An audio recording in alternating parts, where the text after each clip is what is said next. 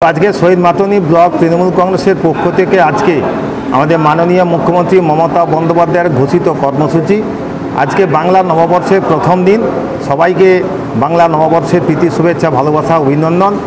আজকে এরকম একটি মহৎ দিনে ব্লক তৃণমূল কাংগ্রেসের পক্ষ থেকে আমরা সেবামূলক রক্তদান শিবিরের আমরা ব্যবস্থা করেছি এবং আজকে বিকেলে আমাদের মহামিছিল এবং সন্ধ্যাবেলা আমাদের পথসভার মধ্য দিয়ে আমরা এই দলীয় কর্মসূচি গ্রহণ করেছি।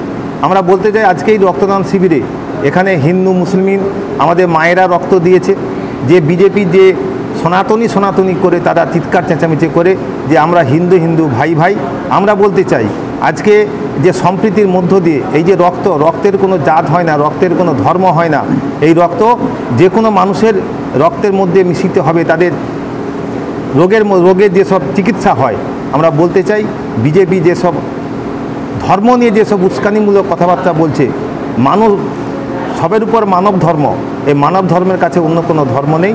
আমরা মনে করি এই রক্তদান শিবিরের মধ্য দিয়ে আমরা সম্প্রীতির মেলবন্ধনের মধ্য দিয়ে আমরা আমাদের বাঙালির আজকে যে নববর্ষ আমরা সবাইকে অভিনন্দন জানাচ্ছি। আমাদের এলাকার বিধায়ক আমাদের ডক্টর সোমেন কুমার মাহাতো উপস্থিত ছিলেন, আমাদের তমলুক সাংগঠনিক জেলার সভাপতি অসিত বন্দ্যোপাধ্যায় ছিলেন, আমাদের তমলুক সাংগঠনিক জেলায় সংখ্যালঘু সেলের সভাপতি সানাউল্লাহ খান ছিলেন, আমাদের প্রত্যেকটি অঞ্চলের সভাপতি, আমাদের প্রধান, আমাদের পঞ্চায়েত সমিতির মেম্বার, আমাদের সকল নেতৃত্ব কর্মী সমর্থক সকাল থেকে উপস্থিত ছিলেন।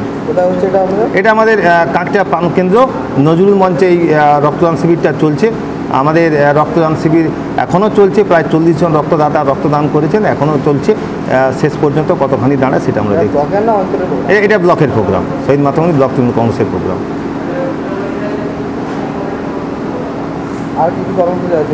কর্মসূচি বিকেলবেলা আমাদের কাঁকড়া বাজারে বৃহৎ আকারে একটি মহামিছিল রয়েছে, তারপরে আমাদের পথসভা রয়েছে।